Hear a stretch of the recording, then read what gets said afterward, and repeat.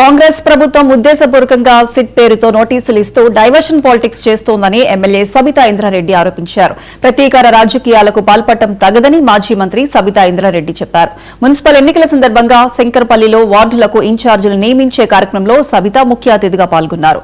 అభివృద్ధిని మరిచి ఆరోపణలు చేస్తూ పబ్బం గడిపే కాంగ్రెస్ పార్టీకి మున్సిపల్ ఎన్నికలలో ఓటర్లు బుద్ది చెబుతారన్నారు. రాష్ట్ర వ్యాప్తంగా జరుగుతున్న పురపాలక ఎన్నికలలో ఓటర్లు తిరిగి బీఆర్ఎస్ కు మద్దతిస్తారని ఎమ్మెల్యే సబిత అన్నారు.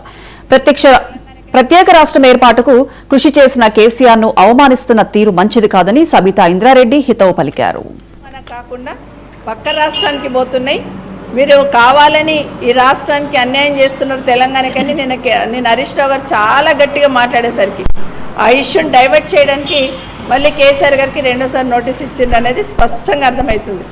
ఏదన్నా ఒక సమస్య వస్తే, ఏదన్నా ఒక అవినీతి జరిగింది ప్రభుత్వం అని ప్రతిపక్షంగా ఉన్న బీఆర్ఎస్ పార్టీ ఎత్తి చూపగానే ఇమీడియట్గా సిట్ నోటీసులు ఇచ్చి డైవర్ట్ చేయాలనే ప్రయత్నం ఈ రాష్ట్రంలో జరుగుతూ ఉంది. డైవర్షన్ పాలిటిక్స్ ఎన్ని చేసినా కూడా ఈ రాష్ట్రంలో కేసీఆర్ కావాలని తెలంగాణ ప్రజలందరూ కోరుకుంటా ఉన్నారు.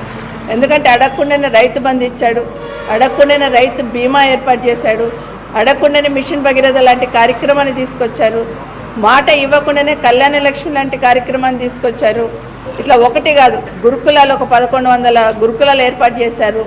ఒకటి కాదు, చెప్తూ పోతే చాంతాడంత హామీ ఇవ్వకపోయినా ప్రజల అవసరాలను గమనించి 10 సంవత్సరాలు ఒక కుటుంబ పెద్దగా పరిస్థితులన్నీ చక్కబెట్టుకుంటూ ఈ రాష్ట్రాన్ని ముందు తీసుకుపోయి నిన్నగాక మొన్న ఎకనామిక్ సర్వే రిపోర్ట్ వచ్చింది.